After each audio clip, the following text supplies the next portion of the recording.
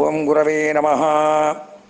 பேரன்பு சார்ந்த எங்களுடைய தொலைக்காட்சியினுடைய நேயர்களுக்கு முதற்கண் வணக்கங்களை தெரிவித்துக் கொண்டு, நான் நமது தொலைக்காட்சியின் வாயிலாக பலவிதமான நிகழ்ச்சிகள் எல்லாம் கண்டுகளித்து வருகின்றோம்.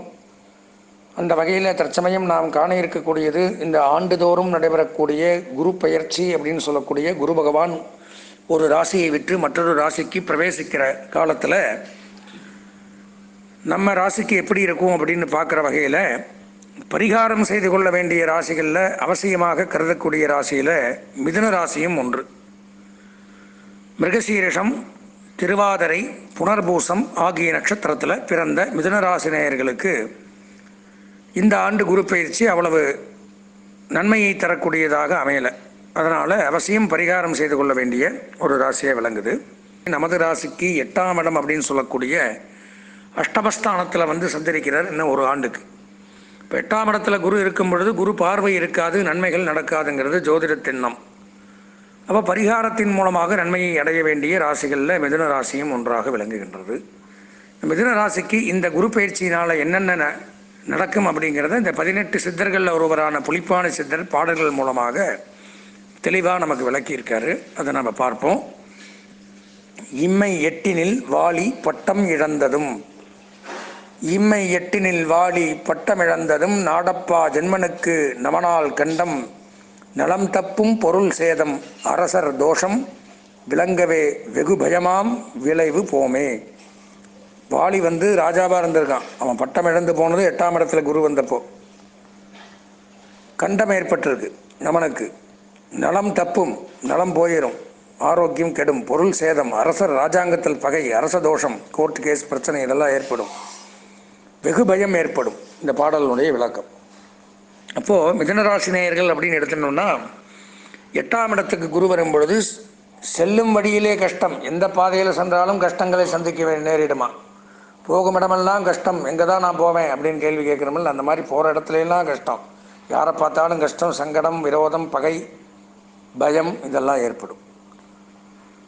தன நஷ்டம், பொருள் விரயம், பொருள் விரயம் ஏற்படும். தனம், பணம் எங்கே செலவாகிட்டே இருக்கும், சேமிப்பு பூரா கரைஞ்சிரும், எப்படி போகுது எதுக்கு போகுதுன்னே தெரியாது. 5 ரூபா செலவாகிற இடத்துல 50,000 ரூபா செலவாகும். தன நஷ்டங்கிறது அதுதான். கட்டுப்படுதல், பந்தனம்னு சொல்லுவாங்க.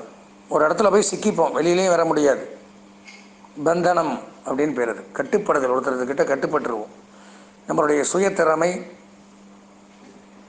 தனி மனித சுதந்திரம் இதெல்லாம் பாதிக்கப்படும்.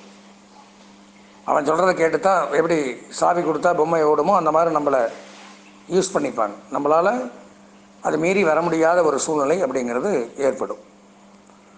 ரோகம், ரோகம்னா வியாதி, உடம்புல நோய் அதிகரிக்கக்கூடிய ஒரு நேரம்.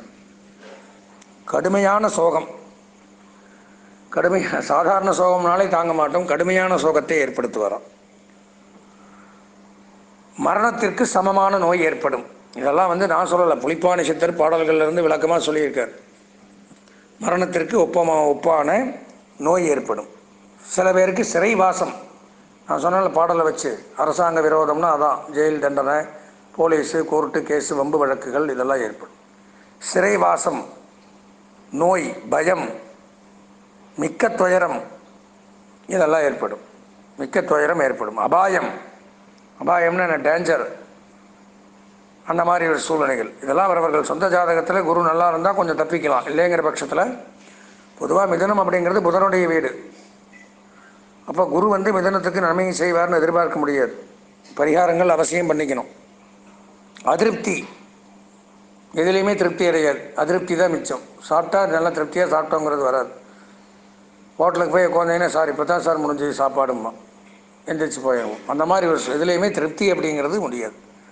பிரயாணத்தில் சோர்வு, பிரயாணம் பண்ணோம்னா அது ஃப்ளைட்டாக இருக்கட்டும், ட்ரெயினாக இருக்கட்டும், கப்பலாக இருக்கட்டும், வாகனமாக இருக்கட்டும், பஸ்ஸாக இருக்கட்டும், சோர்வு ஏற்படும். பிரயாணத்தில் சோர்வு. கடுமையான சுகவீனம் உண்டாகும். சுகவீனம்னா என்ன, சுகமாக இருக்கிறதுக்கு இடைஞ்சல், ஆப்போசிட். சுகமாக இருக்க முடியாது, சுகத்திற்கு குறைவு ஏற்படும். நல்ல நேரத்துக்கு சாப்பிட முடியாது, தூங்க முடியாது, பசி, சாப்பாடு, தூக்கம் எதையும் கவனிக்க முடியாது. கணவன் மனைவிக்குள்ள அந்யோன்யங்கள் இருக்காது, கருத்து வேறுபாடுகள், சண்டை சச்சரவுகள், வீட்டுக்கு போனாலும் கஷ்டம், வேலைக்கு போனாலும் கஷ்டம், எங்கே தான் போகிறது அதான் முதல்ல சொன்னனே, போகும் இடமெல்லாம் துயரம். போட்டி, எதிலையும் போட்டி, எதிலும் ஆபத்து, வருவாய் சுணங்கும், விவாதங்கள், மருத்துவ செலவுகள் அதிகரிக்கும், அலைச்சல் ஏற்படும், நெருங்கிய நண்பர் உறவினர்கள் விரோதம் ஏற்படும். நம்மளுடைய ஃப்ரெண்ட்ஸு சொந்த பந்தங்கள்ட்ட எல்லாம் விரோதங்களை சம்பாரிச்சிக்கக்கூடிய அமைப்பு அப்படிங்கிறது ஏற்படுமா. செய்தொழில் உத்தியோகம் நஷ்டம் ஏற்படும். கைக்கு எட்டுவது வாய்க்கு எட்டாதான். கைக்கு கிடைக்கும், ஆனால் வாய்க்கு போக முடியாது. அந்த மாதிரி ஒரு சூழ்நிலை. திருட்டு பயம் ஏற்படும், ஜாக்கிரதையாக இருக்கணும். திருட்டு பயம் ஏற்படும். ஏமாற்றப்படுவீர்கள், ஏமாற்றங்கள் உண்டாகும். மற்றவர்களால் நம்ம ஏமாற்றப்படுவோமா? எட்டில் குரு வரும் பொழுது நம்பி ஏமாறுவது, எதிரிகளின் வஞ்சனைக்கு ஆளாவது, எதிரிகளோட வஞ்சனைக்கு சூழ்ச்சியில் விழுந்துருவோமா. வெட்டி வீம்புக்கு செலவழிக்கிறது, பெருமைக்காக பந்தாக்காக செலவு பண்ணுறது, அதெல்லாம் பண்ணக்கூடாது. அதெல்லாம் தோன்றுமா? இப்போது அவன் 100 ரூபா போட்டிருக்கான், நம்ம 200 ரூபா போட உண்டு, அப்போ தான் நம்மளை மதிப்பான். அப்படிலாம் இருந்தால் வெட்டி செலவு தான் ஆகும், மரியாதை இருக்காது.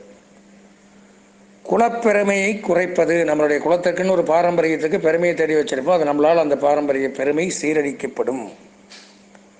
சிரமங்கள் ஏற்படும், கஷ்ட நஷ்டங்கள் ஏற்படும் அப்படின்னு சொல்கிறாரு புலிப்பாணி சித்தர். அப்போ இவ்வளோ விதமான இடையூறுகள் ஏற்படும் பொழுது அவசியம் பரிகாரம் செய்து கொள்ள வேண்டிய ஒரு சூழ்நிலையில் மிதுனராசி நேயர்கள் இருக்கிறீர்கள். இந்த ஆண்டு முழுவதும் வாரம் தோறும் குருவாரம் வியாழக்கிழமை என்று நவகிரகத்தில் இருக்கக்கூடிய குரு பகவானுக்கு சுண்டல் கடலையில் நிவேத்தியம்தான் பண்ணணும். நிவேத்தியங்கள் செய்து, பிரசாதங்கள் செய்து, நெய் தீபமேற்றி வழிபட்டு, 4 சன்னியாசிகளுக்கு பிராமணர்களுக்கு வஸ்திரங்கள், சுண்டல் இதெல்லாம் தானங்கள் கொடுத்து வந்தால் இந்த குரு பயிற்சியினுடைய 8ஆம் இடத்தினுடைய தாக்கம் குறையும். இந்த குரு பகவானுடைய தோஷங்களிலிருந்து விடுபட்டு இந்த ஆண்டு முழுவதும் குரு அனுகிரகத்தினால சீரம் சிறப்புமாக வாழ எல்லாம் வல்ல குரு பகவானை பிரார்த்தனை செய்து விடைபெறுகின்றேன். நன்றி, வணக்கம்.